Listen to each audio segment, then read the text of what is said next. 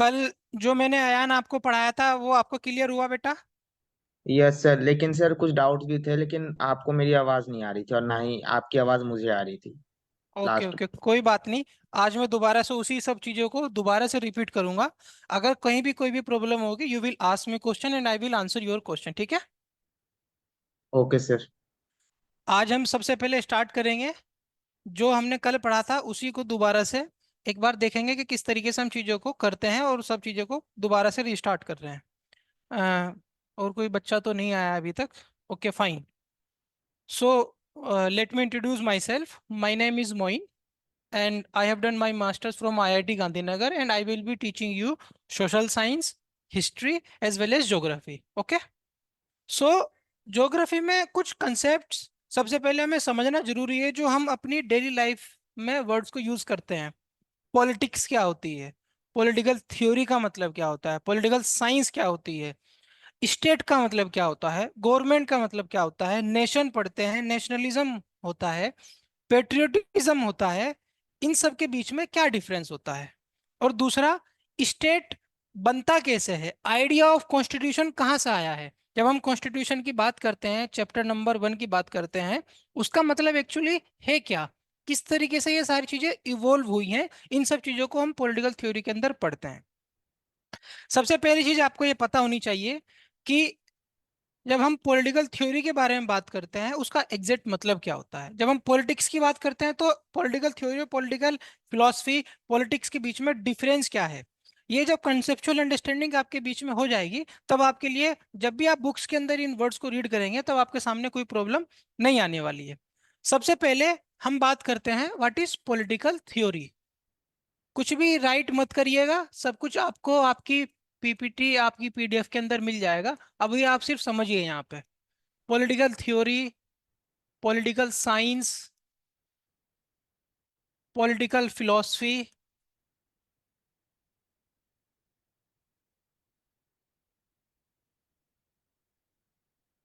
Politics. क्या इनके बीच में कोई डिफरेंस है? Can you tell me anything about this, online student? Can you yes sir. Understand? हाँ, what is the difference between these four words?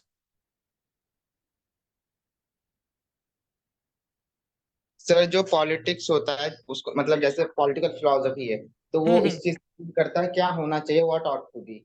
Okay. और और सर पॉलिटिकल साइंस मतलब एक हम एनालिसिस करके देखते हैं मतलब चीजों को कि हाँ उस फिलोसफी के हिसाब से चीजें हो रही हैं या नहीं। और वेरी गुड। थ्योरी थ्योरी वो चीज होती है सर जो फिलोसफी के हिसाब से हमने अपनी बात को मतलब कुछ एक तरीके से कैसी सोसाइटी होनी चाहिए कुछ अपना थ्योरी दे दिया उस पे। और ओके पॉलिटिक्स हो गया सर ग्राउंड लेवल पे, जो पॉलिटिक्स मतलब जो ग्राउंड लेवल पे चीजें हो रही हैं वो पॉलिटिक्स है। ओके ओके, बहुत बेहतर, बहुत बढ़िया। सबसे पहले हम बात जब करते हैं पॉलिटिकल फिलॉसफी से शुरू करते हैं। What is political philosophy? सारी की सारी चीजें यहां से आके शुरू हो जाती हैं। हम जब भी पॉलिटिक्स की बात करते हैं, सोसाइटी की बात करते हैं, रिलीजन की बात करते हैं या इकोनॉमिक्स की बात करते हैं, हमारे उसके ऊपर कुछ व्यू होता है। Either we are supporting that particular thing, either we are against particular thing, और either we are largely supporting और लार्जली अगेंस्ट इट। हम बीच में कहीं पे होते हैं। ये तीन जनरली कॉमन होता है। चौथा होता है आप कुछ भी नहीं, ना आप अगेंस्ट में हो, ना सपोर्ट कर रहे हो, ना आपको कुछ पता है। तो बात ये आती है कि ये अंडरस्टैंडिंग आती कहाँ से है? जब हम पॉलिटिकल फिलोसफी की बात करते हैं, इसके अंदर बेसिकली व्हाट ओट टू आता है। एक होती है आपकी या what should be. For example, particular government एक पर्टिकुलर तरीके की पॉलिसी लेके आती है, या हम पहले जब फ्यूडलिज्म की बात करते थे या जब जब महाराजा राजा महाराजा हुआ करते थे उस टाइम पे हम लोग ये सोचते थे कि राजा को इस तरीके से काम करना चाहिए, राजा को उस तरीके से काम करना चाहिए, ऐसा होता था ना। उस तरह की चीजों को राजा एक्चुअल में क्या करता है, उसका फैक्ट्स क्या है, एक्चुअल में किस तरीके के डिसीजन ले रहा है, इन दोनों के बीच में हो सकता है कोई डिफरेंस हो और हो सकता है कुछ सिमिलरिटीज हो। लेकिन जो पॉलिटिकल फिलॉसफी का काम है वो ये बताता है कि एक्चुअली होना क्या चाहिए। सरकार को किस तरीके से काम करना चाहिए, लोगों के राइट्स को किस तरीके से प्रोटेक्ट करना चाहिए, जस्टिस किस तरीके से होना चाहिए। एक्चुअल में क्या हो रहा है वो उसके डिफरेंट भी हो सकता है, उसके साथ भी हो सकता है। तो इन सब चीजों को हम पॉलिटिकल फिलोसफी के अंदर रीड करते हैं, व्हाट ought टू बी, क्या होना चाहिए और क्या नहीं होना चाहिए। ये बात आ जाती है आपकी मेन पॉलिटिकल फिलोसफी के अंदर। फिर जब हम पॉलिटिकल फिलोसफी के बारे में बात करते हैं, उसी से निकल के आपकी थ्योरीज आती हैं। कुछ लोग बोलते हैं कि सरकार को प्राइवेट कर देना चाहिए सब कुछ, कुछ लोग बोलते हैं नहीं नहीं सब कुछ गवर्नमेंट के हाथ में होना चाहिए, कुछ लोग बोलते हैं नहीं नहीं कुछ प्राइवेट कर दो, कुछ गवर्नमेंट के हाथ में रहने दो। तो ये अलग अलग थ्योरीज हैं। इसके ऊपर आप किस तरीके से काम करते हैं, इसके ऊपर आप किस तरीके से चीजों को बताते हैं, वो आपका पॉलिटिकल थ्योरी के अंदर एस्पेक्ट आता है। यानी सरकार किस तरह की होगी, सरकार को चुनने के लिए क्या प्रोसीजर होगा, आपकी इकोनॉमी किस तरीके से इवॉल्व करेगी, आपकी इकोनॉमी में सरकार का किस तरीके से रिप्रेजेंटेशन होगा, उसके अंदर स्टेट का क्या रोल होगा, स्टेट उसको कंट्रोल करेगा या स्टेट सब कुछ मार्केट के ऊपर छोड़ देगा। ये सारी की सारी चीजें आपकी पॉलिटिकल थ्योरी के अंदर आती है। हालांकि ये सब चीजें होती हैं डिराइव आपकी पॉलिटिकल फिलोसफी से। पॉलिटिकल फिलोसफी समझ लीजिए कि इज मदर ऑफ एवरीथिंग। सारी की सारी चीजें आपकी यहीं से आ रही है, क्योंकि आपके फिलोसफर्स, आपके राइटर्स, आपकी सारी की सारी चीजें यहाँ से वो आइडिया देते हैं, फिर उसके ऊपर आपकी पॉलिटिकल थ्योरी बनती है। पॉलिटिकल साइंस में क्या होता है, आप एक्चुअली जज करते हो या आप एनालाइज करते हो चीजों को कि गवर्नमेंट, उसके इंस्टीट्यूशंस किस तरीके से वहां पे वो काम कर रहे हैं एक्चुअली। यहाँ पे क्या हुआ, क्या होना चाहिए, यहाँ पे बताता है कि इस तरीके की अलग अलग फॉर्मूले आपको मिल गए, एक तरीके से आपको ये पता चल गया कि भाई ये थ्योरी ये बोलते हैं, यहाँ पे ये थ्योरी ये बोलती है। उसके बेसिस पे जब आप ये देखते हो कि गवर्नमेंट किस तरीके से काम कर रही है, अच्छा काम कर रही है तो किस तरीके से कर रही है, अच्छा नहीं कर रही है तो किस तरीके से नहीं कर रही है, क्या बेहतर हो सकता है, क्या उसके अंदर चेंजेस हो सकते हैं, इन सब चीजों को आप पॉलिटिकल साइंस के अंदर एनालाइज करते हो, क्रिटिसाइज करते हो, उसको बढ़ावा भी देते हो। पॉलिटिक्स का मतलब क्या होता है, this is like pure application part. यानी आपकी जो एप्लीकेशन है, या अगर कह दूं प्रैक्टिकलिटी, हम अक्सर एक एग्जांपल देता हूं।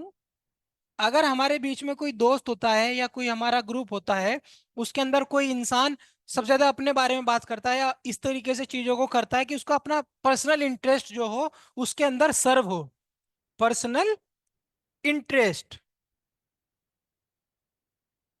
या फिर फॉर एग्जांपल इंटरनेशनल रिलेशन में जब हम बोलते हैं कि हम एक पर्टिकुलर साइड का एस्पेक्ट को फेवर करते हैं, एक पर्टिकुलर साइड के एस्पेक्ट को फेवर नहीं करते हैं, तो अक्सर लोग हम ऐसा आपस में ही बोलते हैं या फिर देश के लेवल बोलते हैं कि ये पॉलिटिक्स कर रहे हैं। पॉलिटिक्स का मतलब क्या होता है, पॉलिटिक्स का मतलब होता है अपने पर्सनल इंटरेस्ट को सर्व करना। हमें कुछ चीज चाहिए, हम उस चीज के लिए अपना काम कर रहे हैं, उसको कुछ लोग पॉलिटिक्स बोल देते हैं। अभी हमारे देश के अंदर कुछ दिन पहले इलेक्शन हुए, इलेक्शन के बाद में एक रिजल्ट आया, वो प्रैक्टिकल एस्पेक्ट है। राजा को क्या करना चाहिए, प्राइम मिनिस्टर को क्या करना चाहिए, प्रेसिडेंट को किस तरीके से काम करना चाहिए, वो थ्योरेटिकल एस्पेक्ट है। लेकिन वो एक्चुअल में करता क्या है, वो आप हमारे पास में जो प्राइम मिनिस्टर है या जो एमपी है, एमएलए है, प्रेसिडेंट है, आपका वार्ड मेंबर है, वो जनता के बीच में जाता है, जनता को अपनी बातों से, अपने आर्ग्यूमेंट से, अपनी पॉलिसी से इन्फ्लुएंस करने की कोशिश करता है। उसका उसमें पर्सनल इंटरेस्ट क्या है, पर्सनल इंटरेस्ट उसका ये है कि लोग उसको इलेक्ट करेंगे, उसके पास में पावर आएगी, पावर आके वो गवर्नमेंट में जाएगा और गवर्नमेंट जाके वो सब चीजें करेगा जिसने आपने उसने काम कहा। This is called political. यहां पर तक क्लियर हो गया, कोई डाउट तो नहीं है? प्लीज एक बार बताएं। तो सर मतलब हम ये कह सकते हैं ना, जितने भी थ्योरीज आती हैं मतलब उनका जो फंडामेंटल्स है वो बिल्कुल फिलॉसफी, उन सबका फंडामेंटल्स एक ही रहता है। सबका फंडामेंट, हाँ, philosophy is actually mother of everything.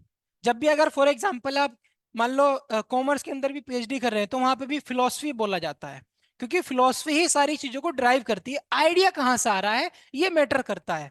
सबसे पहले आइडिया से ही तो बात आएगी ना, जस्टिस। हमें एक ये आइडिया आया कि भाई हमें एक दिन चांद पे जाना है, सबसे पहले आपके माइंड में वो आइडिया आया है। उसके अलग अलग रूप हो सकते हैं। फॉर एग्जाम्पल मेरे पास में ये मार्कर है, मार्कर का अलग अलग आइडिया हो सकता है, लेकिन बेसिक आइडिया मार्कर का क्या है वो पता है। मेरे हाथ में वॉच है, वॉच का बेसिक आइडिया क्या है, टाइम देखना। इसके डिजाइन, इसके कलर, इसके फंक्शंस अलग अलग हो सकते हैं, बट एक आइडिया आपको मिल जाता है। इसी तरीके से आइडिया होता है कि रूलर को किस तरीके से होना चाहिए, उसको जस्ट होना चाहिए या उसको क्रूअल होना चाहिए, उसको बहुत ज्यादा जनता की भलाई करनी चाहिए या वार के ऊपर फोकस करना चाहिए। कुछ फिलोसफर बोलते हैं कि रूलर को वार करना चाहिए, वार अपने आप को एक्सपेंड करे। कुछ लोग बोलते हैं कि नहीं, उसको अपने ही सीमा के अंदर अपने लोगों के लिए ज्यादा से ज्यादा काम करना चाहिए। तो आइडिया दे रहे हैं सब लोग, उसके बेसिस पे आप उन सब चीजों को जज करते हो, एनालाइज करते हो, क्रिटिसाइज करते हो, अपने व्यूज देते हो। समझ आ गया? Yes sir. अब इसके बाद में हम देखते हैं कि इसका बेसिक, मैं आपको इसका डेफिनेशन वगैरह क्या होती है। यहाँ पे आ जाइए। Simple, political philosophy, branch of philosophy that is concern at the most abstract level. Abstract का मतलब क्या होता है? जो चीज आपको दिखती नहीं है। For example happiness, I am very happy. Happy कहीं दिखेगा नहीं, मार्कर दिख जाएगा, पेन दिख जाएगा, मैं दिख जाऊंगा, ब्लैक बोर्ड दिख जाएगा। हैप्पी, जस्टिस, हेट, ये आपको दिखता नहीं है, एब्स्ट्रैक्ट लेवल पे होता है। तो जस्टिस क्या है? एब्स्ट्रैक्ट लेवल पे। लेकिन हम कुछ ऐसे मैकेनिज्म लेके आते हैं, एक कुछ ऐसे प्रोसीजर्स लेके आते हैं मेजरमेंट के, जिसके थ्रू हम उस चीज को मेजर करते हैं। तो ये क्या बोल रहा है एब्स्ट्रैक्ट लेवल पे? कंसेप्ट्स और arguments involve in public political opinion. क्या बोल रहा है? Normative discipline. नॉर्मेटिव डिसिप्लिन का बेसिक मतलब होता है, हम बोलते हैं ना कि हमारे नॉर्म से हमें इस तरीके से काम करना चाहिए। बेसिकली यहाँ पे नॉर्म्स की बात कर रहा है। इसी नॉर्म से आपका नॉर्मेटिव डिसिप्लिन क्रिएट हुआ है। क्या कहना चाह रहा है? कि what ought to be rather than description of facts. एक तरफ आपकी रियलिटी है, एक तरफ आपके एब्स्ट्रैक्ट आइडिया है कि राजा को इस तरीके से काम करना चाहिए, गवर्नमेंट को पॉवर्टी पूरी तरीके से खत्म कर देनी चाहिए। एक तरफ देखते हैं पॉवर्टी बहुत बड़े लेवल पे है। तो दोनों चीजें अलग अलग हैं। ये एब्स्ट्रैक्ट लेवल पे काम कर रहा है, ये आपका प्रैक्टिकल एस्पेक्ट है। लेकिन उसको प्रैक्टिकल एस्पेक्ट पे इतना फोकस नहीं करना, वो एब्स्ट्रैक्ट लेवल पे क्या होना चाहिए इसके ऊपर बात करता है। That is called political philosophy. उसके बाद में आता है political science, the systematic study of government by the application of empirical and generally scientific methods of analysis. Empirical मतलब क्या होता है? आपके पास में कुछ डाटा है, क्राइम इतना रेट बढ़ा, जस्टिस को इतने लोगों को न्याय मिला, केस इतने दिन में खत्म हो गया। पॉलिटिकल, हमारे पास में पुलिस के पास इतने केस आए तो उनको सोल्व कर दिया। पॉवर्टी इतनी थी, हमने पॉवर्टी को इतना खत्म कर दिया। लोगों की जो प्रोस्पेरिटी वो लगातार बढ़ रही है, एजुकेशन में हमने इतना काम कर दिया। वो आपके पास में इंपिरिकल एविडेंस है। उसके बेसिस पे आप चीजों को डिसाइड करते हो कि गवर्नमेंट और वो उसके चीजें किस तरीके से काम कर रही है। एप्लीकेशन पार्ट यानी उसका प्रैक्टिकल पार्ट। दूसरा, इसकी डेफिनेशन दूसरी हो सकती है, political science focus on the theory and the practice of the government politics at the local, state, national and international level. यानी आपके वार्ड मेंबर से लेके प्राइम मिनिस्टर ऑफ इंडिया तक और इंटरनेशनल लेवल गवर्नमेंट तक, आप उन सब चीजों को जब एनालाइज करते हो, जब उन लोगों को आप जज करते हो, किसके बेसिस पर करोगे? आपके पास में एक आइडिया है कि हाँ, गवर्नमेंट को इस तरीके से काम करना चाहिए। जब आपके पास में वो आइडिया ही नहीं होगा कि गवर्नमेंट को किस तरह करना चाहिए, तब आप कुछ ओपिनियन नहीं बना सकते हो, whether it is good, whether it is bad, और वेदर इट इज गुड और बैड, बोथ साइड। तो ये सब चीजें आपके पॉलिटिकल फिलोसफी में आती है। पॉलिटिकल साइंस में आप उन सब चीजों को एनालाइज करते हो। पॉलिटिक्स का क्या काम है? Influencing the actions and policies of a government और getting capping power in government. Simple वही कि पॉलिटिक्स, मैं एक पॉलिटिशियन हूं, मुझे अपना, मेरा पर्सनल इंटरेस्ट क्या है कि मुझे पावर में रहना है। पावर में मैं कैसे रह सकता हूं? मुझे जनता चुन के भेजती है, तो जनता को मैं क्या करूंगा? इन्फ्लुएंस करूंगा अपनी पॉलिसीज के थ्रू। नेशन, अब बात आती है, कुछ चीजें कंसेप्ट्स हैं जिसको समझना बहुत जरूरी है। हम अक्सर सुनते हैं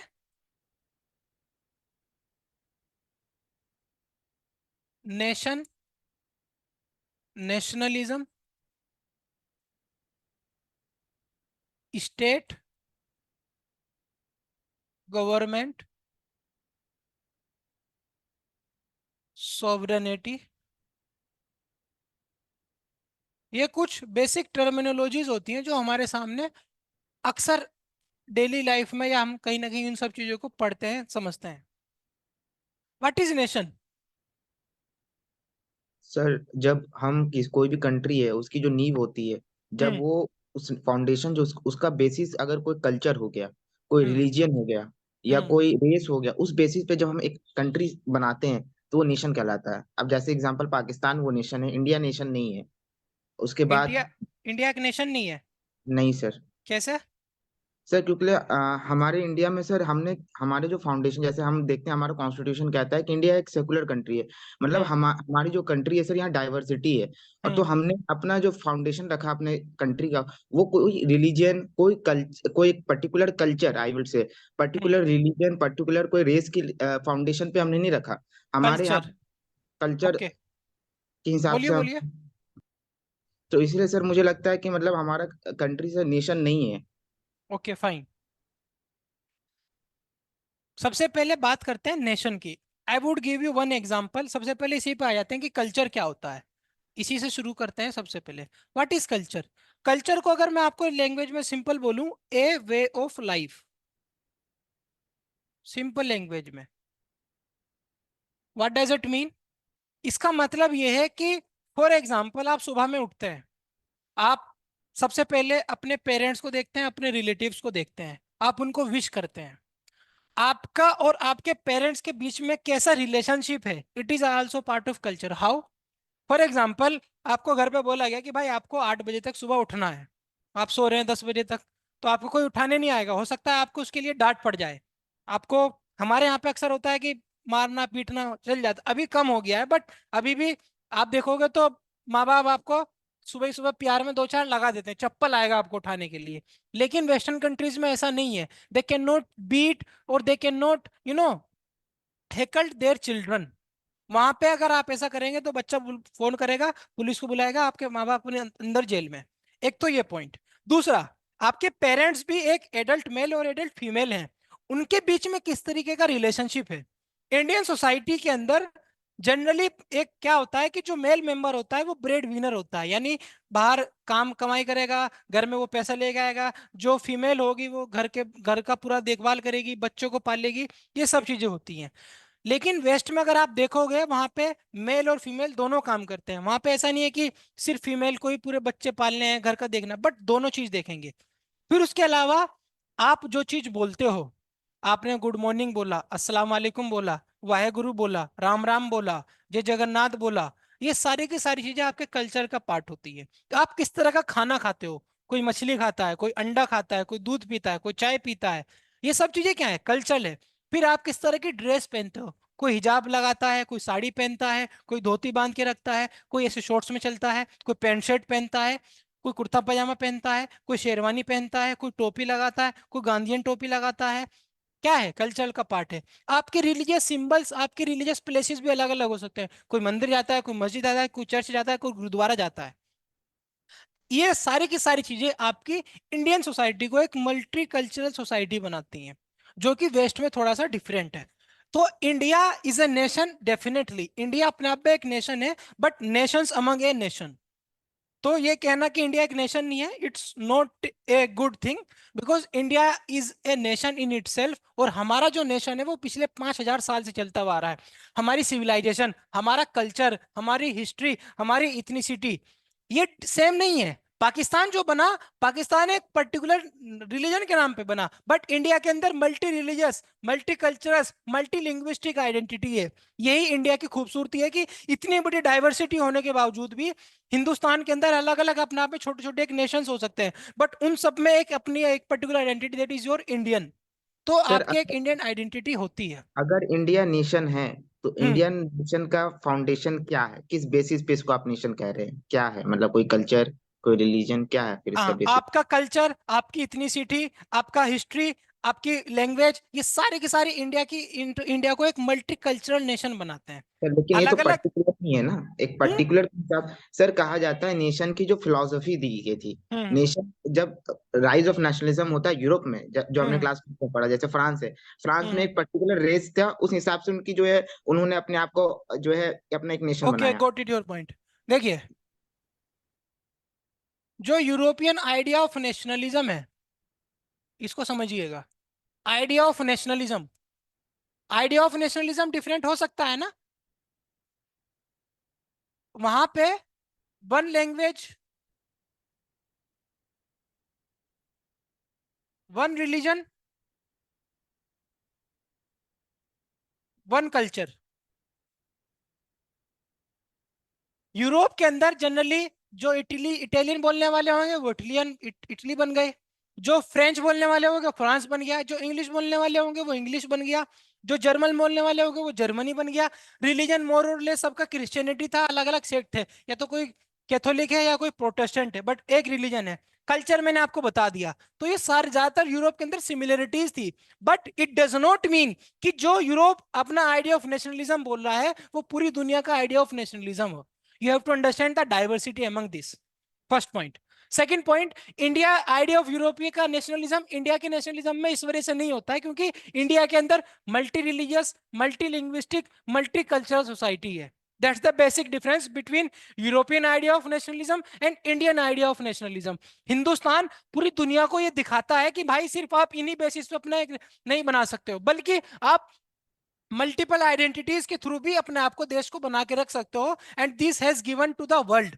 ये इंडियन आइडेंटिटी, इंडियन डेमोक्रेसी का सबसे खूबसूरत एग्जांपल है पूरी दुनिया को दिखाने के लिए कि आप, यूरोप मल्टीकल्चरल आइडिया की बात करता है कि मल्टीकल्चरलिज्म होना चाहिए, डाइवर्सिटी होना चाहिए। हमारे यहाँ पे तो पिछले 5,000 साल से यही चल रहा है। हिंदुस्तान के अंदर जो आया उसने हिंदुस्तान को अपना बना के रख लिया।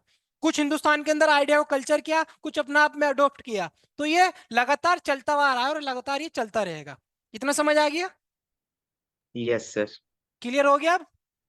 यस सर, अब क्लियर हो तो गया। जो वेस्टर्न आइडिया बोल रहा है जरूरी नहीं हम उसको माने।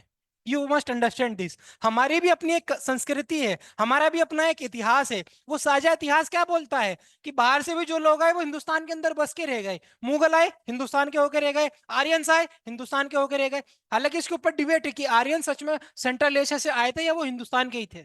समझ आ रहा है? कुछ हिंदुस्तान में एंग्लो इंडियंस भी रह गए। तो ये क्या है, हमने एडॉप्ट किया, को अडॉप्ट किया, कुछ उनकी चीजों को लिया, कुछ हमारी चीजों को लिया। और आज भी फॉर एग्जाम्पल वेस्टर्न आइडिया है, जीन्स का कल्चर था, जीन्स के ऊपर हम कुर्ता डाल लेते हैं। बाहर से हमने अगर मोमोज खा रहे हैं, मोमोज के ऊपर हमने कुछ अपना आइडिया लगा लिया, तो क्या हो गया, मिक्स हो गया। अब आप उसको पर्टिकुलर यूरोप का आइडिया, इंडिया का आइडिया या चाइनीज आइडिया नहीं बोल सकते, वो मिक्स हो गया है। यही डाइवर्सिटी होती है और ये हमेशा इसी तरह से चलती रहती है। क्लियर हो गया? यस सर, क्लियर हो गया। अब बात आती है नेशनलिज्म। तो हम फॉर एग्जांपल नेशन, मैं आपसे एक बात पूछता हूं, जब भी इंडिया का मैच हो या इंडिया की टीम कहीं बाहर जाती है, या हिंदुस्तान के अंदर अभी कश्मीर के अंदर टेररिस्ट अटैक हुआ, मणिपुर के अंदर वायलेंस हो रहा है, उड़ीसा के अंदर बाढ़ आ जाती है, या आसाम के अंदर बाढ़ आ जाती है, तमिलनाडु के अंदर बाढ़ आती है, लोग मर जाते हैं, इंफ्रास्ट्रक्चर को थोड़ा नुकसान होता है, हमें दुख होता है। अगर कुछ अच्छा होता है तो हमें खुशी होती है। बिकॉज हम लोग, हम उससे भले ही ना मिले हो, हम कभी किसी कश्मीरी से ना मिले हो, किसी तमिलियन से ना मिले हो, किसी मणिपुरी से ना मिले हो, किसी आसामी से ना मिले हो, but we have the sense of belongingness कि ये हिंदुस्तान का जो पूरा का पूरा एक आइडिया है, इसको हम एक इमेजिन कम्युनिटी बोलते हैं। इसी वजह से आप, हो सकता है विराट कोहली से कभी ना मिले, रोहित शर्मा से ना मिले, हॉकी वाली टीम से ना मिले, लेकिन जब इंडिया जीतती है तो आपको एक प्राउड फीलिंग होता है। बिकॉज आप अपने आप को एक इमेजिन कम्युनिटी मान के चलते हो। कुछ लोग बोलते हैं कि ये इमेजिन नहीं है बल्कि ये नेचुरल है, कि ये होना ही है। आप जिस देश के अंदर हो, आपको उसकी मिट्टी से, वहां के लोगों से प्यार हो जाएगा।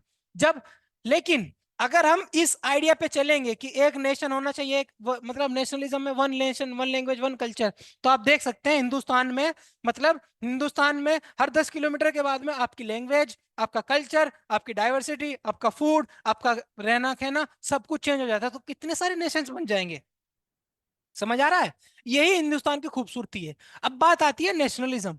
नेशनलिज्म क्या होता है? हमेशा याद रखिएगा, जब भी किसी आइडिया के साथ में, क्योंकि हम इसको आगे पढ़ने वाले हैं, किसी चीज के साथ में इज्म आ जाए, इज्म आते ही वो एक आइडियोलॉजी बन जाती है। आइडियोलॉजी क्या होती है? आइडियोलॉजी एक वो चीज होती है जहां पे a group of people are together to achieve something. Nationalism, capitalism, feminism, socialism, Marxism, ये सब आइडिया हैं। इससे क्या होता है, आप उस पर्टिकुलर आइडिया को परसुएड करने के लिए, उसको अचीव करने के लिए काम करते हैं। तो जब हम नेशन की बात करते हैं, नेशन क्या है? देश प्रेम है। उसके अंदर जब हम उसकी बढ़ावा की बात करते हैं, वो एक नेशनलिज्म, एक आइडियोलॉजी बन जाती है। तो हमें नेशनलिज्म आइडियोलॉजी किस लिए चाहिए थी? हमें अगेंस्ट ब्रिटिशर्स चाहिए थी, हमें अपने आप को क्या करना था, आजाद करना था। तो हमने नेशनलिज्म की भावना लेके आए लोगों के अंदर, ताकि ये इंडियन नेस लोगों के अंदर आए और उनको लगे कि भाई हम अपने डिसीजन अपने आप लेंगे। That is the idea of nationalism. बात आती है स्टेट गवर्नमेंट और सोवरेनिटी, इनका मतलब क्या होता है।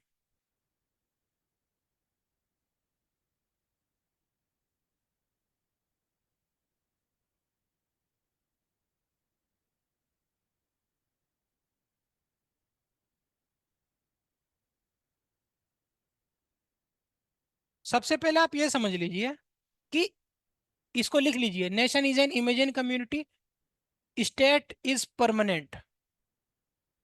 अगर आप मेरे से पूछेंगे स्टेट क्या है, state is permanent, government is temporary.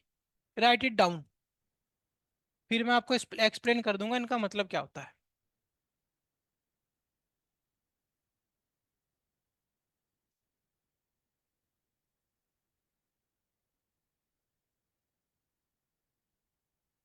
Hindustan में एक पर्टिकुलर ज्योग्राफी है। अभी क्या हुआ, इलेक्शन हुआ, एक पर्टिकुलर पार्टी रूल करने के लिए आई है। 5 साल के बाद में फिर से इलेक्शन होगा, 5 साल के बाद में फिर से इलेक्शन होगा, और ये 1947 से 2024 आ गया, हर बार इलेक्शन होता है और कोई नई सरकार निकल के आती है। लेकिन जो आपका आइडिया ऑफ स्टेट है, हिंदुस्तान की ज्योग्राफी जो है वो आज भी ऐसी थी, कल भी ऐसी रहेगी। यानी सरकार आएगी, सरकार जाएगी, लेकिन देश जो है वो वहीं पे बना रहेगा। सरकार क्या है, सरकार एक तरीके से सर्विस प्रोवाइडर है। जैसे आपके मोबाइल के अंदर ये सिम होता है ना, ये क्या करता है, आपको सर्विस प्रोवाइड करा रहा है। आपको सर्विस इसकी अच्छी लग रही है, आप उसको सब्सक्राइब कर रहे हैं। आपको उसकी सर्विस अच्छी नहीं लगेगी, आप बेसिकली चेंज कर देते हो।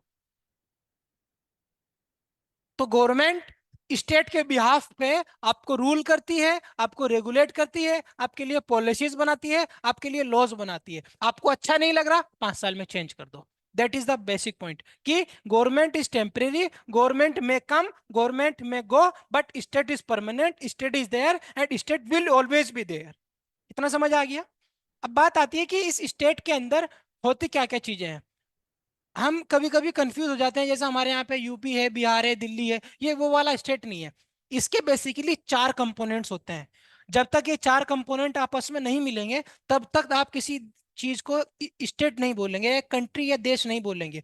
वो 4 चीजें क्या क्या होती हैं उसको समझना जरूरी है। Right it down also. State के 4 कंपोनेंट्स। पहला टेरिटरी। टेरिटरी, दूसरा पॉपुलेशन, तीसरा गवर्नमेंट, चौथा सॉवरेनिटी। सॉवरेनिटी। भाई आपको देश बनाने के लिए सबसे पहले क्या चाहिए, जो टेरिटरी चाहिए। उस पर्टिकुलर टेरिटरी में जब तक आप नहीं आएंगे तब तक आपके लिए कुछ भी नहीं हो पाएगा। दूसरा, वहां पे अगर लोग ही नहीं होंगे तो देश कहां से बनेगा, तो लोगों से ही देश बनता है। तीसरा, तीसरा क्या है, आपके पास में गवर्नमेंट होनी चाहिए। अब ये सोवरेनिटी का मतलब क्या होता है, इसका भी आप अभी डेफिनेशन यहीं पे लिख लीजिए। सोवरेनिटी का मतलब होता है एब्सोल्यूट एंड सुप्रीम पावर। और ये 2 टाइप्स की होती है। फर्स्ट इंटरनल, दूसरी एक्सटर्नल। हम जब गुलाम थे अंग्रेजों के, तब तक हमारे पास में एक टेरिटरी भी थी, पॉपुलेशन भी थी, गवर्नमेंट ब्रिटिश कर रहे थे, बट हमारे पास में ये सोवरेनिटी नहीं थी। इस सोवरेनिटी का मतलब क्या होता है, इस तरह समझिए कि एक तरीके से ये गॉड है, अल्लाह भगवान आप जिसको बोलते हैं, इसने जो कर लिया वो फाइनल है, उसको कुछ भी कहीं भी कोई रोक नहीं सकता। दुनिया में कोई ऐसी ताकत नहीं है जो उसको चैलेंज कर सके। कैसे, इंटरनल सोवरेनिटी की बात करते हैं। जब आपके एक देश के अंदर सरकार बनती है, वो किस तरह की पॉलिसीज लेके आ रही है, किस तरीके के लॉज बना रही है। एक बार पार्लियामेंट से पास हो गया, पार्लियामेंट के पास में ही अधिकार है उसको चेंज करने का, उसको लाने का, उसको खत्म करने का। इसके अंदर कोई बाहर की देश की कंट्री या कोई बाहर के देश के लोग हमें ये नहीं बोलेंगे कि आपको पर्टिकुलर पॉलिसी ऐसे बनानी है, पर्टिकुलर लॉज ऐसे बनाने हैं। आप ऐसा नहीं कर सकते, क्योंकि हम अपने आप में सोवरन है। हमें जनता ने मैंडेट दिया है, सरकार जैसे चाहे सरकार इस तरीके से आपको रूल कर सकती है। दूसरा क्या होता है, एक्सटर्नल सोवरेनिटी। हमारे बाहर की कंट्रीज के साथ में, फॉर एग्जांपल आपके अपने दोस्त होते हैं, तो आपको कोई ये नहीं बताएगा कि भाई इसके साथ दोस्ती करनी है, इसके साथ दुश्मनी करनी है, इसको इस तरह से करना है, इस तरीके से करना है। इसी तरीके से हिंदुस्तान के अलग अलग कंट्रीज हैं आसपास में, उनके साथ में फ्रेंडशिप रखनी है, किस तरीके का बात करनी है, बात नहीं करनी है, ये सारी की सारी जो डिसीजन लेती है आपकी गवर्नमेंट लेती है। इसके लिए आपको कोई बाहर से कंट्री डिक्टेट नहीं करेगी कि पर्टिकुलर कंट्री के साथ में आपको फ्रेंड रिलेशनशिप रखना है, पर्टिकुलर कंट्री के साथ में आपको एनिमी रिलेशन रखना है, नहीं। ये सब चीजें हम डिसाइड करेंगे। जैसे देश के अंदर डिसाइड कर रहे हैं, इसी तरीके से देश के बाहर हमारे हिंदुस्तान के रिलेशन किसके साथ में किस तरीके के होंगे वो हम डिसाइड करेंगे। This is called external sovereignty. तो और इन दोनों में से मान लो अगर बाउंड्री के ऊपर हमारी किसी ने अटैक कर दिया, तो वो क्या है, वायलेशन है हमारी सोवरेनिटी का, यानी उसमें हम वार कर सकते हैं। आपकी टेरिटरी कभी भी आप किसी को नहीं मना कर सकते। एक पर्टिकुलर मैप जो है इसी वजह से बनाया गया है कि ये ए बी है, ये सी कंट्री है, ना तो ये इसके ऊपर अटैक करेगा ना ये इसके ऊपर अटैक कर, अगर अटैक करेगा तो वो वायलेशन होगा आपकी सोवरेनिटी का। ये आइडिया है।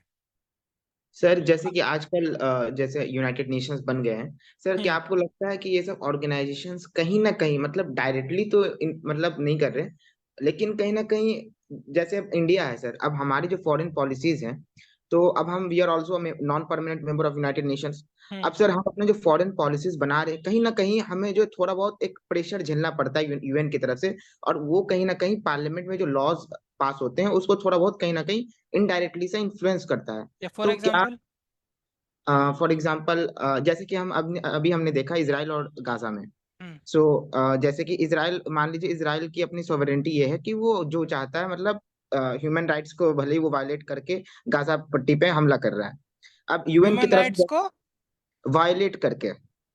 अच्छा मतलब अगर ह्यूमन राइट्स को वायलेशन कर रहा है तो कोई दिक्कत नहीं है। नहीं नहीं मतलब दिक्कत तो बहुत बड़ी बात है, एक दिक्कत है, मैं वो नहीं, लेकिन जैसे गाजा के ऊपर वो अटैक कर रहा है। हम्म। अब आज जैसे ब्रिक्स का जो ब्रिक्स की समिट थी, इंडिया ने उसके ऊपर साइन साइन भी किया और इसराइल के अगेंस्ट में हमने बात कही। तो हम्म। अब कहीं ना कहीं इसराइल के अंदर वो चीज इनडायरेक्टली इन्फ्लुएंस कर रहा है, मतलब एक pressure, international pressure US Israel के ऊपर बना रहा है, और जिसके वजह से इसराइल के कुछ पॉलिसीज चेंज हो रहे हैं, कहीं ना हम्म। कहीं influence। तो क्या हम्म। इसे हम as a attack to sovereignty देख सकते हैं या नहीं देख सकते? ये बहुत कॉम्प्लेक्स है। इसका आंसर मैं देने की कोशिश करूंगा। सबसे पहले आपने जिस पर्टिकुलर कंट्री का एग्जांपल लिया, आपको उसकी हिस्ट्री समझनी पड़ेगी। इसराइल जो बना है ना, वो प्लेस्टीन के अंदर से निकल के बना है, पहली चीज। दूसरी चीज ये कि जो आइडिया ऑफ इसराइल है वो एक रिलीजन के बेसिस पे बना है। और इंडिया जब इसराइल बन रहा था, इंडिया ने उसका तब भी अपोज किया था, क्योंकि हमने उस पार्टीशन को झेला है। हमारे देश के अंदर से एक टुकड़ा निकल गया धर्म के नाम पे, तो हम कभी भी उस चीज को अलाउ नहीं करते हैं। इंडिया हमेशा से जिस देश में से ये देश निकला है उसको रिकॉग्नाइज करता है, उसको ये बोलता है कि जहां पे, इस तरह समझिए कि आप एक पर्टिकुलर घर के अंदर रहते हैं, कल को आपको आके ये बोला जाए कि भाई अब तुम बाहर निकलो, यहाँ पे हम आके रहेंगे। तो यही वाला चीज प्लेस्टीन के साथ में इसराइल के केस में हो रहा है कि यहाँ पे दो देश बनाने का इरादा हुआ था, टू नेशन थ्योरी, या two nation, sorry, two nation वाला जो सॉल्यूशन है, एक तरफ इसराइल होगा, एक तरफ प्लेस्टीन होगा, लेकिन वो प्लेस्टीन आज तक नहीं बना है। सारा सबसे बड़ा इशू यही है। तो अब क्या हो रहा है कि यूएन जो है एक इंटरनेशनल बॉडी की तरह काम करती है। वहां पे ये बात हकीकत है कि जो सुपर पावर होता है वो हर एक पॉलिटिक्स के, पूरी दुनिया के ऊपर एक इन्फ्लुएंस रखता है, चाहे वो यूएन हो, चाहे वो इंडिया की चीज हो, चाहे वो इसराइल हो, या कोई भी कंट्री हो। वहां पे जो सुपर पावर होता है वो अपना इन्फ्लुएंस करके रखता है, यानी मतलब वो पूरी दुनिया का दादा है, आप उसके सामने कुछ नहीं कर सकते हो। तो यही यहाँ पे ये चीज ये हो रही है। इसराइल को यूएस ये बोल रहा है कि भाई अब बहुत हो गया, सीज फायर करो, आपने जहां जहां पे जो कॉलोनी बसा रखी है उनको वापस लेके आओ, ये सब चीजें करो। अब इंडिया का इसमें क्या स्टैंड है? इंडिया के ऊपर किसी बाहर की कंट्री ने प्रेशर नहीं डाला कि आपको इसराइल के अगेंस्ट में वोट करना है, नहीं। ये हमारा हिस्टोरिकल पॉइंट है, क्योंकि अगेन वही हमारी हिस्ट्री, हमारा जो कल्चर है, हमारा जो नेशनल मूवमेंट है, वो भी इसी के अगेंस्ट में आ रहा है। जब हम अपना नेशनल मूवमेंट, अपनी इतनी ज्यादा लोगों की जान दे के हम अपने आप को आजादी हासिल करते हैं, हमें उसके बीच में क्या मिलता है? अंग्रेज हमको रिलीजन के नाम पे बांट के एक अलग देश निकाल देते हैं, तो वो जख्म आज भी हमारे साथ में है। तो हम कभी भी ये नहीं चाहते कि रिलीजन के बेसिस पे कहीं भी जाके इस तरीके से बंटवारा हो। पहला पॉइंट। दूसरा पॉइंट ये, हम इसराइल को बोलते हैं कि यस हम आपको रिकॉग्नाइज करते हैं, अब जो हो गया हो गया, लेकिन जो फलस्तीन है वो बनना चाहिए और उसको हमेशा से हम सपोर्ट करते हुए आए हैं। ये यहाँ पे इंडिया का स्टैंड ये रहता है। इतना क्लियर हो गया। बट सर हाँ, कुछ जगह जैसे पे कि यूएस ने सोवरेनिटी का वायलेशन किया है। Yes best sir. एग्जांपल अगर देखना है तो इराक देख लो। 2004 में उसने वीपन्स ऑफ मास डिस्ट्रक्शन का एक बहाना बनाया, उस कंट्री के अंदर जाकर घुस गया, उसको पूरी तरीके से नष्ट कर दिया। वहां पे आज भी स्टेबिलिटी नहीं आई है। सर मैं वो यही अब इराक का एग्जांपल देके आपको मतलब बेसिकली कहना चाहता था, जैसे कि ये इंटरनेशनल इंस्टीट्यूशन है, वर्ल्ड बैंक और इंटरनेशनल मॉनेटरी फंड। हम्म सर जब चौधरी चरण सिंह, जब I think I am not sure but I think he was the prime minister, जब इराक पे हमला होने की बात थी, तो हमारे पास जो 1991 से जो इकोनॉमिक रिफॉर्म्स आए थे, उस हम्म टाइम की लगभग ये बात थी, तो हमारे पास नहीं जो है नहीं, हमें आईएमएफ चौधरी के पास। चरण सिंह 1970s में प्राइम मिनिस्टर बन चुके थे। इकोनॉमिक रिफॉर्म्स 1990s में आ रहे हैं। और इराक के ऊपर जो अटैक किया है वो 2004 में किया है। यस सर, मैं एक बैकग्राउंड मतलब बताना चाह रहा था। जस्ट मान लीजिए जैसे इंडियन प्राइम मिनिस्टर थे उस टाइम, और जब 1991 के इकोनॉमिक रिफॉर्म्स के उससे पहले की बात मैं कर रहा हूँ, तो हम्म सर हमें आईएमएफ के पास से डोनेशन चाहिए थे। तो हम्म अमेरिका ने हमसे कहा था कि जो वियतनाम से उड़ते हुए अमेरिकन जेट्स हैं जो कि इराक पे हमला करेंगे, उनको फ्यूलिंग के लिए हम इंडिया पे उतारेंगे। हम्म और इसके बाद हाँ, और तभी जाकर आईएमएफ जो है हमें डोनेशन मतलब अपनी कंट्री चलाने के लिए फंड्स देगा। तो हम्म कहीं ना कहीं ये जो इंटरनेशनल इंस्टीट्यूशंस है, चाहे वो हम्म वर्ल्ड बैंक हो या आईएमएफ, इनका जो हम्म हेड है यानी कि अमेरिका जो इन्हें चला रहा है, ये हम्म इंस्टीट्यूशंस का गलत इस्तेमाल करके अपनी दादागिरी चला रहा है और हमारी सोवरेनिटी पे अटैक कर रहा है।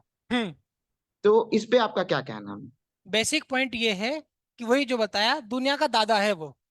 आपको कुछ भी पैसा लेना होगा, आईएमएफ वर्ल्ड बैंक के पास जाओगे, हथियार खरीदने होंगे वो खरीदेगा। आप उसको पूरी तरीके से नेग्लेक्ट नहीं कर सकते। और दूसरी चीज, जो भी उस पोजीशन पे आके सुपर पावर बन जाता है वो अपने इंटरेस्ट को आगे बढ़ाएगा। आज अमेरिका है, पहले ब्रिटेन हुआ करता था, बीच में अमेरिका और सोवियत यूनियन था, यूएसएसआर था, उससे पहले दूसरी अलग पावर्स थी। यानी अगर देखा जाए दुनिया के अंदर हिस्ट्री अगर आप उठा के देखेंगे, जो सुपर पावर का स्टेटस हासिल करके रखता है वो इसी तरीके से पूरी दुनिया को इन्फ्लुएंस करता है।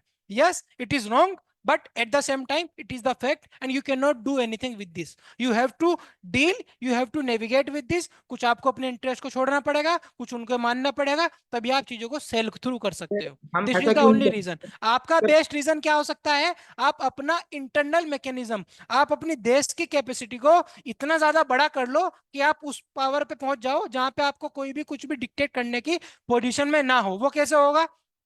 आपकी ह्यूमन कैपेसिटीज अच्छी हो, आपका एजुकेशन सिस्टम अच्छा हो। एजुकेशन सिस्टम अच्छा होगा तो नई नई रिसर्च आएंगी, आपको किसी और पर्टिकुलर कंट्री के ऊपर डिपेंड नहीं रहना पड़ेगा। हम सब ज्यादा हथियार मंगाते हैं पिछले 5-6 साल में, सबसे ज्यादा दुनिया में जिसने हथियार खरीदे हैं वो इंडिया है। क्या हम अपने हथियार नहीं बना सकते? बिल्कुल बना सकते हैं। हमारी एजुकेशन खस्ता हालत में है, रट्टाफिकेशन होता है, कोई कंसेप्चुअल चीजों के ऊपर बात करना नहीं चाहता, उसको चेंज करने की जरूरत है। हेल्थ के इश्यूज के अंदर इतने हजार लोग हिंदुस्तान के अंदर मरते हैं सिर्फ मलेरिया से, डेंगू से। हम चांद के ऊपर पहुंच गए, मतलब that is great thing, but we do not have the vaccine to save those kind of people. So we need to understand हमारी चीजें कहाँ पे हैं। हमें अपने आप को स्ट्रांग बनाना पड़ेगा। जब तक हम आप स्ट्रांग नहीं बनाएंगे तब तक कोई बाहर का हमें इसी तरीके से डिक्टेट करता रहेगा। समझ आ गया? Yes sir. तो ये वाला मसला है। अब उसके लिए आपकी कंट्री के अंदर पीसफुल भी होना चाहिए। यानी जब देश की बात करते हैं तो किसी को कास्ट के नाम पे, रिलीजन के नाम पे, जेंडर के नाम पे, रीजन के नाम पे, क्लास के नाम पे डिस्क्रिमिनेट नहीं कर सकते हैं, किसी के खिलाफ हेट नहीं कर सकते, वायलेंस नहीं कर सकते। अगर ये करते रहेंगे तब आप इकोनॉमिक प्रोस्पेरिटी का कब सोचेंगे? देश को आगे बढ़ाने की बात कब करेंगे? ये सब चीजें नहीं हो सकती। तो आपको एक पीसफुल माहौल बना के चलना पड़ेगा। जब तक सोसाइटी के अंदर पीस नहीं रहेगा आपकी देश की इकोनॉमी इंप्रूव नहीं कर पाएगी, और देश की इंप्रूव नहीं कर पाएगी तो आपकी मिलिट्री भी कैपेसिटीज भी वीक रहेंगी। दुनिया में सबसे बड़ी पावर किसकी है? यूएस की। इकोनॉमिकली डॉलर इतना मजबूत है, इसी वजह से उसका मिलिट्री इतना मजबूत है। तो एक डायरेक्ट कोरिलेशन है इसके साथ में। क्लियर हो गया? Yes sir. ये सोवरेनिटी का कंसेप्ट समझ आ गया? Yes sir. अब बात आती है government. Government is temporary, state is permanent. Sovereignty का आइडिया मैंने आपको बता दिया। अब चलते हैं मेन चीजों पे। Nation, what is nation? Nation के अंदर language, history, ethnicity, cultural, territory, society. आपने पाकिस्तान का एग्जाम्पल दिया, यहाँ पे ये देखिए कि पाकिस्तान के अंदर एक रिलीजन के नाम पे नया देश निकल गया, लेकिन 20 साल के अंदर वो फिर से डिवाइड हो गया। किसके बेसिस पे? लैंग्वेज के बेसिस पे। तो अगर हम ये करने लगे कि भाई एक लैंग्वेज होगी, तो उड़िया वाले बोलेंगे हमें अपना अलग चाहिए, हिंदी वाले बोलेंगे हमें अपना अलग चाहिए, तमिल वाले को बोलेंगे हमें अपना चाहिए। इसी वजह से इंडिया की कोई नेशनल लैंग्वेज नहीं है। इंडिया के कॉन्स्टिट्यूशन के अंदर ही 22 लैंग्वेजेस रिकॉग्नाइज्ड हैं, और हिंदुस्तान के अंदर 6,000 से ज्यादा भाषाएं बोली जाती हैं। ये क्या है? हमारी खूबसूरती है। हमने इन सबको एक साथ संजो के रखा है, नहीं तो बहुत जल्दी। पाकिस्तान का एग्जांपल आपके सामने, 20 साल में उर्दू और बंगाली के ऊपर वो डिवाइड हो गया। हिस्ट्री, 5,000 साल का इतिहास आपका, हड़प्पन सिविलाइजेशन शुरू होता है। इथनिसिटी अलग अलग है, कल्चर आपका अलग अलग है, टेरिटरी आपकी एक अलग है, सोसाइटी अलग है, multi religious, multi cultural, multilingual. Nation क्या है? एक इमेजिन कम्युनिटी है।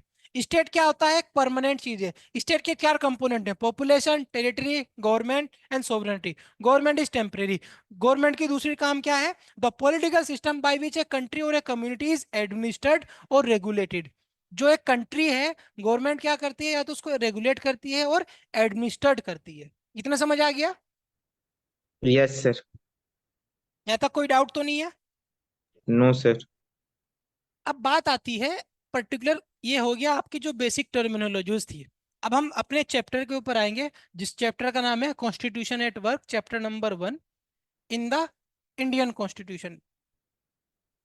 सबसे पहले आपको यह समझना है कि कॉन्स्टिट्यूशन के अंदर कुछ टर्मिनोलॉजीज हैं, उनको हम अक्सर सुनते हैं।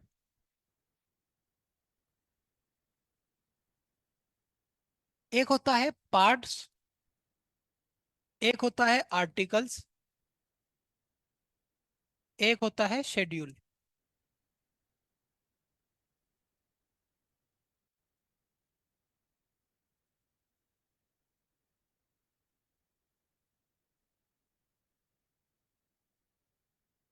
पार्ट्स में क्या होता है? हमारे यहाँ पे 22 पार्ट्स हैं टोटल। आर्टिकल्स ओरिजिनली 395 थे, अब शायद 400 समथिंग है। शेड्यूल पहले टोटल 8 थे, अब 12 हैं। बट इनका मतलब क्या होता है, सबसे पहले ये समझ लेना, क्योंकि इसमें बहुत ज्यादा बच्चों को कंफ्यूजन रहती है। तो इसमें क्या है, मैं आपको वो बता देता हूँ। पार्ट्स का मतलब मान लो कि ये चैप्टर है। आर्टिकल्स उस चैप्टर के अंदर होते हैं, और इन आर्टिकल्स का एक्सप्लेनेशन होता है आपका शेड्यूल। पार्ट्स मतलब चैप्टर्स, चैप्टर के अंदर आर्टिकल हैं, और उन आर्टिकल का एक्सप्लेनेशन आपके शेड्यूल के अंदर मिलता है। इतना समझ आ गया? Yes sir. अब बात आती है कि कॉन्स्टिट्यूशन का आइडिया कैसे इवोल्व हुआ है। Idea of constitution. कॉन्स्टिट्यूशन होता क्या है? कॉन्स्टिट्यूशन होता है कि एक फिलॉसफी, आइडियोलॉजी उस कंट्री की किसके बेसिस पे चलती है, वो आपका एक कॉन्स्टिट्यूशन होता है। लेकिन यहां तक आए कैसे हैं? हिस्ट्री जब आप पढ़ते हैं, हिस्ट्री का ये पार्ट है, इसी वजह से हिस्ट्री इसके अंदर इंटरलिंक्ड है। जब हम ह्यूमन हिस्ट्री का एस्टेब्लिशमेंट देखते हैं अकॉर्डिंग टू साइंस, तो साइंस ये बोलता है सबसे पहले लोग अफ्रीका के अंदर मिले हमें। जो हमारे पूर्वज हैं, वो सबसे पहले किस कॉन्टिनेंट में थे? अफ्रीका में थे। उसके बाद ही हम अलग अलग कॉन्टिनेंट्स के अंदर आज देखते हैं ये मूव कर गए। अलग अलग रीजन हो सकते हैं। Migration is a natural process. आज हम भी natural, migration is a natural process. आप उसको आर्टिफिशियल बाउंड्रीज के थ्रू रोकने की कोशिश कर सकते हैं, बट वो फेल हो जाएगा। कहीं पे वार होता है तब लोग मूव करते हैं, अपनी जॉब के लिए मूव करते हैं, एडुकेशन के लिए मूव करते हैं, किसी की शादी हो गई तब मूव करते हैं, कहीं पे सूखा आ गया तब मूव करते हैं, कहीं पे कोई ज्वालामुखी फट गया तब मूव करते हैं, अर्थक्वेक आ गया तब मूव करते हैं, इकोनॉमी अच्छी नहीं चल रही तब मूव करते हैं, हैबिटेबल पूरा एनवायरनमेंट खराब हो गया तब मूव करते हैं। ये मल्टीपल रीजंस होते हैं जिसकी वजह से इंसान एक जगह से दूसरी जगह पे माइग्रेट करता है। तो हम बोलें कि हम पर्टिकुलर कंट्री के हैं या हम पर्टिकुलर चीजें हैं, हमारा जो मिक्सचर है बहुत जगह पे फैला हुआ है। ये चीज आ गई। अब सबसे पहले जब हम बात करते हैं, इंसान जो था वो जंगल में रहता था, फॉरेस्ट में। फॉरेस्ट में क्या करता था? हंटिंग करता था। हंटिंग ग्रुप में करता था। अब यहां से लेके आज हम यहाँ पे पहुंच गए हैं कि आज हम चांद के ऊपर चले गए डायरेक्ट। तो ये जर्नी भी तो रही है ना एक। ये जर्नी किस तरीके से हमने करी है उसके बारे में जानना भी बहुत जरूरी होता है। सबसे पहले, जब हम आप हंटिंग कर रहे हैं तो लोग फॉरेस्ट में रहते हैं। किसकी वाइफ कौन है, किसका हस्बैंड कौन है, किसके बच्चे हैं, उस टाइम पे लोगों को ऐसा आइडिया नहीं है। आप लोग कपड़े भी नहीं पहनते हो, मतलब आइडिया ही नहीं जब आ रहा है तो आपको कैसे पता चलेगा? फायर करना सीखा किसी ने, आयरन की चीजें आई, ये सारी चीजें आपके साथ में आ रही है। लेकिन कुछ टाइम के बाद में कुछ फीमेल्स ने ऑब्जर्वेशन करना शुरू किया कि धरती से आपके सामने कुछ खाने पीने के लिए चीजें उगाई जा सकती हैं। इसी से आपका आइडिया ऑफ एग्रीकल्चर आना शुरू हुआ। अब जब आप एग्रीकल्चर करते हो, फॉर एग्जांपल ये आपका एक फॉरेस्ट है। एग्रीकल्चर करने के लिए आपको क्या करना पड़ेगा? इतने हिस्से को आपको क्लियर करना पड़ेगा। क्लियर कर लिया। अक्सर आप जब भी देखोगे कि,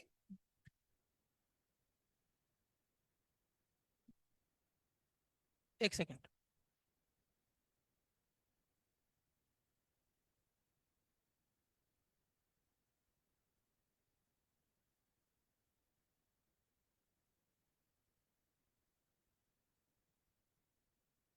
जब भी आप एग्रीकल्चर कहीं भी खेत खलियान देखोगे, उसके आसपास देखोगे थोड़ी ही दूर पे लोगों के घर की आपको मिल जाएंगे।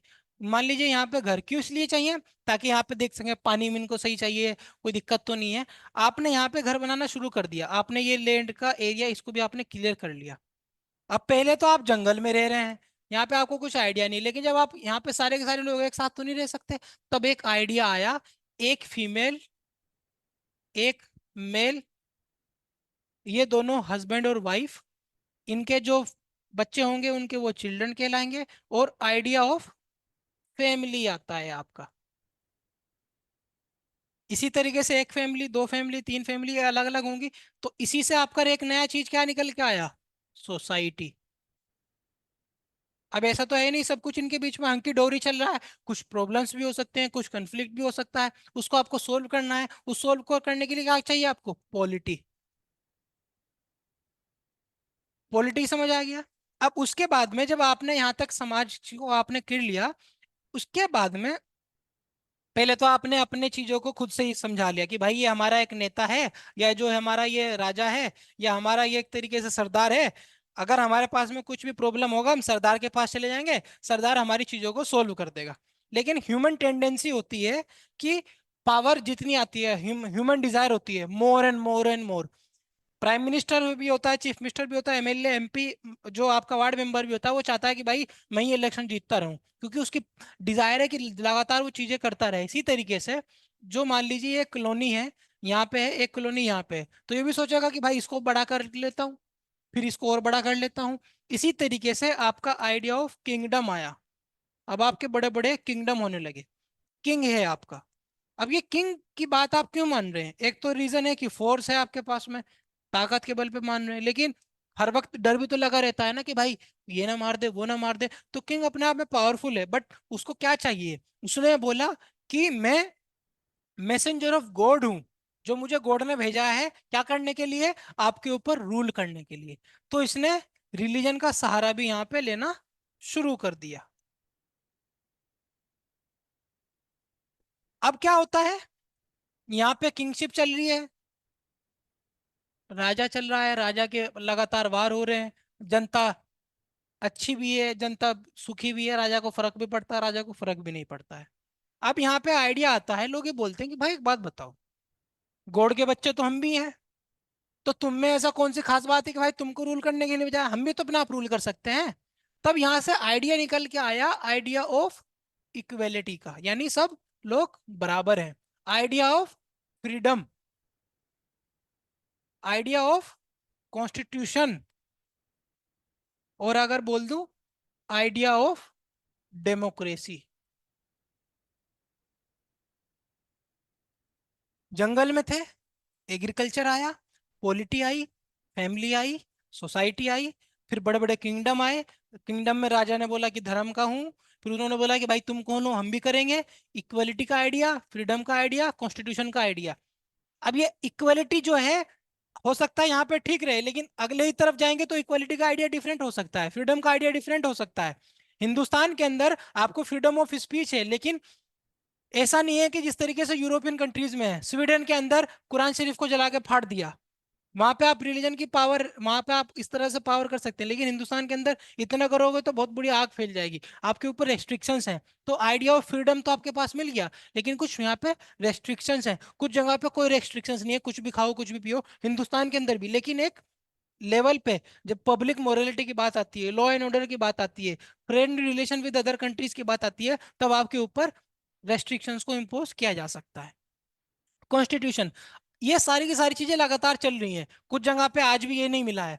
हम सोवरेनिटी की बात करते हैं, पॉपुलेशन की बात करते हैं, पैलेस्टीन क्या चाह रहा है, हमें एक नया देश मिले, किसकी बात कर रहा है, सोवरेनिटी की। तो कहीं पे अचीव हो चुका है, कहीं पे अचीव नहीं हुआ है। अब यहाँ पे आ गया डेमोक्रेसी। पहले किंगशिप होती थी, बड़े बड़े हैं, यहाँ पे कोई ऐसी बाउंड्री तो नहीं है, लेकिन इसी से एक नया आइडिया निकला, जो यूरोप की बात कर रहे थे हम, कि यहाँ पे particular country, one nation, one religion, one language, एक कंट्री, बी कंट्री, सी कंट्री, डी कंट्री। और एक चीज हुई कि भाई आपस में एक दूसरे के ऊपर हमला नहीं करेंगे, अब अटैक नहीं करेंगे, आप भी खुश रहो हम भी खुश रहते हैं। तब यहां से क्या आ गया, आइडिया ऑफ नेशन स्टेट। अब यूरोप वाले तो इसमें भी एडवांस हो गए, इन्होंने एक यूरोपियन यूनियन भी बना लिया। अभी इलेक्शन हुआ है कल उसका। यूरोपियन यूनियन में क्या है, मतलब इस कंट्री का रूल ये वो कंट्री बना सकती है। इसी तरीके से यूरोपियन यूनियन में इस तरीके से 27 कंट्रीज हैं, इनकी एक पार्लियामेंट है। तो जो लॉ यहाँ पे पास हो गया वो 27 कंट्रीज के अंदर लगेगा। ऐसा नहीं कि हिंदुस्तान और पाकिस्तान के बीच में इतनी यहाँ पे गैप है। यहाँ पे आज सुबह में आप जर्मनी हो, कल को शाम में मन करता है चलो फ्रांस घूम के आ जाते हैं, आप घूम के आ सकते हो। करेंसी एक है, कोई दिक्कत नहीं है। जिस तरीके से हम आसपास एक दूसरे शहर में जाते हैं, इसी तरीके से ये एक कंट्री से दूसरी कंट्री में जाते हैं। यूरोपियन यूनियन हो सकता है आने वाले टाइम में, नोबडी नोज, कि हम एक इंटरनेशनल गवर्नमेंट देखें जो पूरी दुनिया के लिए एक गवर्नमेंट हो, क्योंकि हम क्या हो रहे हैं, इवोल्व करते हुए आ रहे हैं। समझ आ गया। और यहीं पर आता है आइडिया ऑफ कॉन्स्टिट्यूशन का। क्लियर है, इसमें कोई डाउट तो नहीं है? सर सबसे पहला जो कॉन्स्टिट्यूशन का आइडिया है, मतलब कॉन्स्टिट्यूशन एक बुक जो है, मतलब एज अ बुक, ये हम्म। आइडिया कहाँ से इवॉल्व हुआ है, कौन से कंट्री, मतलब फ्रांस? हाँ, वेरी गुड। सबसे पहले आइडिया जो आया है वो यूके के अंदर आया है।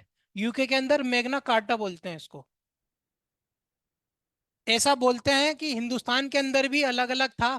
अर्थशास्त्र के बारे में बात करते हैं, मैकेवली का प्रिंस के बाद, लेकिन 1215 में ह्यूमन हिस्ट्री के अंदर सबसे पहले ऐसा बताया जाता है कि ये मैग्ना कार्टा ही आपका कॉन्स्टिट्यूशन का काम करना शुरू किया था। समझ आ गया। हिंदुस्तान की जब हम बात करते हैं तो सबसे पहले 1934 में एम एन रॉय ने ये बोला था कि एक कॉन्स्टिट्यूशन असेंबली होनी चाहिए जिसके अंदर हिंदुस्तान अपना एक कॉन्स्टिट्यूशन बनाएगा। और 1935 में कांग्रेस ने भी इस बात को दोहराया था कि भाई हमें अपनी एक कॉन्स्टिट्यूशन असेंबली बनानी है, जहां पे हम अपना कॉन्स्टिट्यूशन बनाएंगे, जिसको संविधान और आइन भी बोलते हैं। इतना समझ आ गया?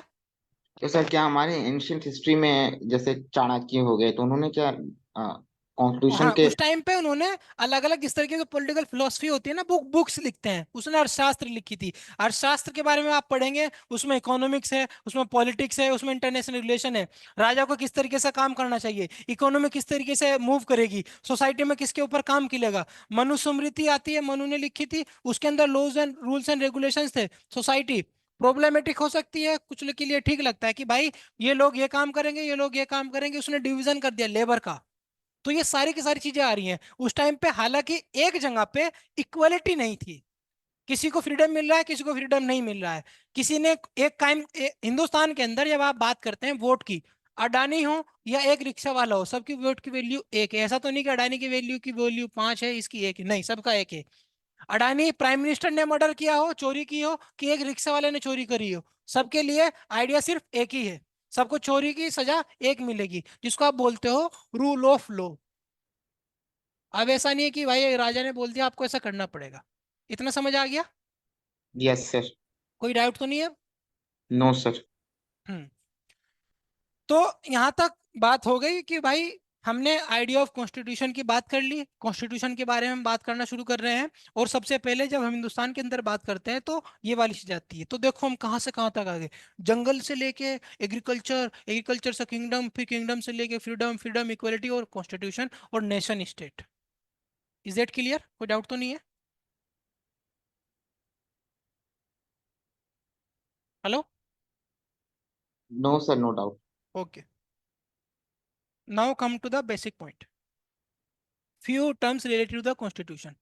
पार्ट्स क्या होते हैं? Like chapters in a book, each part is dealing with one particular thing. For example part one is taking about the union territory. सबसे पहले टेरिटरी, कि हिंदुस्तान की जो टेरिटरी है और हिंदुस्तान के जो अपने आप में स्टेट हैं वो अपने आप को इंडिपेंडेंट डिक्लेयर नहीं कर सकते हैं।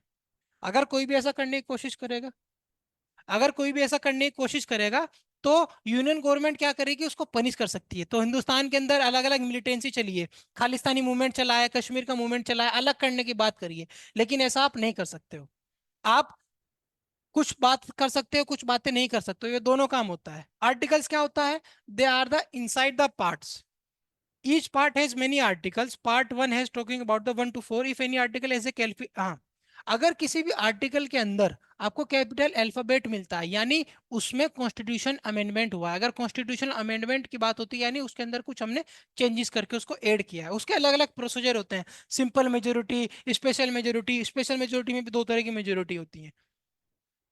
For example schedule. अब बात आती है कॉन्स्टिट्यूशन। कॉन्स्टिट्यूशन क्या होता है? Constitution is the fundamental law of the land that reflect the ideology and philosophy of the nation. Europe के अंदर ये आइडियोलॉजी और ये फिलोसफी क्या है? One nation, one culture, one religion. लेकिन हिंदुस्तान के कॉन्स्टिट्यूशन के अंदर आपको ये नहीं मिलेगा। हिंदुस्तान के अंदर मल्टी रिलीजियस कल्चर को, मल्टी लैंग्वेजिस्ट को हमने रिकॉग्नाइज किया है, हमने उनकी लैंग्वेजेस को प्रोटेक्ट करने के लिए आर्टिकल को मेंशन किया है। जो कुछ लोग डिसएडवांटेज थे, जिनको डिस्क्रिमिनेशन हुआ है हमारी हिस्ट्री के अंदर, उनको स्पेशल प्रिविलेजेस दिए गए हैं, उनकी लैंग्वेजेस को, उनके कल्चर को, उनके रिलीजन को प्रोटेक्ट करने के लिए हमने प्रोविजंस किया है। ये हमारे कॉन्स्टिट्यूशन की आइडियोलॉजी है, क्योंकि हमने ये, हमारा जो हिस्ट्री है वहां से निकल के आ रहा है, हमारा जो नेशनल मूवमेंट है उसके बेसिस पे हमने अपना कॉन्स्टिट्यूशन बनाया है। Constitution is a body of fundamental principle according to which a state, ये वो वाला स्टेट है जिसमें चार कंपोनेंट हैं, इज कॉन्स्टिट्यूटेड और governed. It specify the basic allocation of power in society. आज यहीं तक करते हैं, बाकी कल हम करेंगे। इतना समझ आ गया? कोई डाउट तो नहीं है? No sir, no doubt.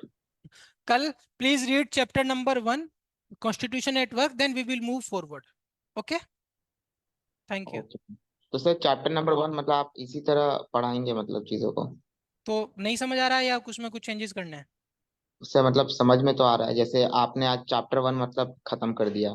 नहीं नहीं, चैप्टर वन अभी खत्म नहीं किया मैंने कुछ भी, अभी तो स्टार्ट होगा। बेसिक्स है ना? है? सर ये तो बेसिक्स हैं। हाँ बिल्कुल बेसिक था, कल से प्रॉपर चैप्टर वन स्टार्ट होगा, यही तो है ना। यहाँ से ये पहला पॉइंट समझ लीजिए कॉन्स्टिट्यूशन का, यहाँ से स्टार्ट हो रहा है। या फिर अगर मैं आपको कहूँ यहाँ पे, ये है कॉन्स्टिट्यूशन की, ये ऊपर का जितना है वो आपका सब बेसिक पार्ट था, क्योंकि पहले बेसिक अंडरस्टैंडिंग होना बहुत जरूरी है। नेशन क्या होता है, कल्चर क्या होता है, स्टेट क्या होता है, सोवरेनिटी क्या होती है, गवर्नमेंट का मतलब क्या होता है। अब उसके बाद में हम इन सब चीजों के बारे में बात करना शुरू करेंगे। समझ आ गया?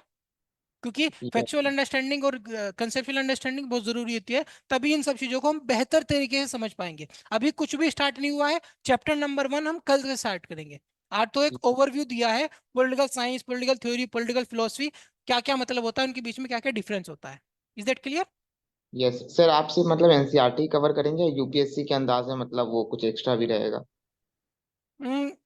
स्टूडेंट्स के बेसिस पे देखते हैं, अगर कुछ स्टूडेंट डिमांड करते हैं तो उसके बेसिस पे कुछ अलग से मैं आर्टिकल्स को कुछ, हाँ, मैं अपने ग्रुप जैसा आपका ग्रुप बन जाएगा उसके अंदर देखिए।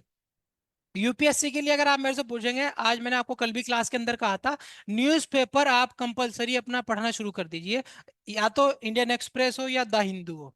उसके साथ साथ में मैं आपके साथ में इंटरनेशनल न्यूज़ जो हमारी पॉलिटिक्स में चल रहा है उसको भी, आपके प्रैक्टिकल एस्पेक्ट को भी बताना शुरू करूंगा इसके अंदर। तीसरी चीज, कुछ डॉक्यूमेंट्रीज हैं, कुछ ऐसा आर्टिकल्स हैं जो मैं अलग से पढ़ता हूँ, वो आपके साथ में शेयर कर दिए जाया करेंगे। वो आपके लिए वॉलेंट्री है, अगर आपका मन है, आपका इंटरेस्ट है तो आप उसको कर सकते हैं, लेकिन जो आपकी एसएपी आपको जो डेली दी जाती है, जो आपकी क्लास के अंदर होमवर्क दिया जाता है, वो आपका कंपलसरी रहेगा। ठीक है? सर मतलब हमारा ये डिमांड था कि जैसे एनसीईआरटी है अब उसको यूपीएससी के अंदाज में एक्सपेंडेड वर्जन में हम पढ़े। मतलब जैसे आर्टिकल से अब उसको एक्सपेंडेड वर्जन में हम चीजों को लेके चले, ब्रॉड हॉरिजन। ये हमारी डिमांड थी। ओके, लेकिन उसमें टाइम बहुत लग जाएगा इस बात का आपको, मतलब अगर हम पार्ट 1 की ही बात करते हैं तो उसके अंदर समझ लीजिए मतलब आर्टिकल 1 से लेकर 10 तक के आपके लिए 3 से 4 क्लास चाहिए होंगे, तो फिर आपका सिलेबस भी है, आप देख सकते हैं। सर या फिर मतलब आपको उतना एक्स्ट्रा क्लास भी वो लेनी सर पड़ेगी। मतलब वो उतना भी नहीं, मतलब एक कनेक्टिंग चीजों को कनेक्ट करके चलना, ठीक है मतलब ठीक है, वो। गोट इट गोट इट, वो मिल जाएगा, डोंट वरी अबाउट दिस। ठीक है। Yes sir. ओके, तो read chapter number 1, anything you need to ask. No sir. Okay, thank you. 5 दिन के लिए आप लाइव ज्वाइन कर सकते हैं। और बैच को अगर ज्वाइन करना है तो बैच को ज्वाइन करने के लिए आप डायरेक्ट हमसे जुड़ सकते हैं, क्योंकि 5 दिन पहले अगर कोई ज्वाइन कर रहा है थ्रू दिस डेमो, डेमो चलते चलते तब तक ज्वाइन कर ले वो, तो उसको हम ऑलरेडी 5,000 रुपीज का डिस्काउंट, है ना, वन टाइम पेमेंट करने पे ऑफलाइन मोड में अगर ज्वाइन करता है तो, और 3,000 रुपीज का डिस्काउंट अगर वो ऑनलाइन मोड में ज्वाइन करता है तो। ठीक है। ह्यूमैनिटीज का बैच हो, कॉमर्स का बैच हो, नीट हो या जेई हो, फीस वैसे बहुत कम रखा है हम लोगों ने। इसकी फीस मात्र नीट और जेई की 45,000 है, और इसकी 25,000 है ना। ह्यूमैनिटीज और कॉमर्स की ऑनलाइन की फीस 13,000 है ना, 13,000 रुपए है। और यहाँ पे भी ऑनलाइन की फीस 13,000 रुपीज है, नीट और जेई का। साथ साथ में कंप्लीट फीचर हमने कल रिवील किया था कि क्या क्या खास चीजें हम देने वाले हैं।